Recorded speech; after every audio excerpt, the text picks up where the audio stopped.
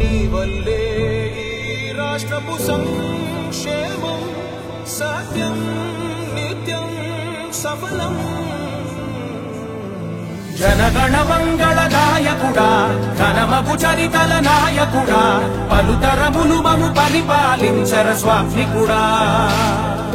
నవయుగ మేధో సైనికుడా, సమయము తెలియని సేవకుడా, యువ నవ్యాంధ్రకు ప్రగతిని చూపర సాధకుడా, వైతాళికుడా.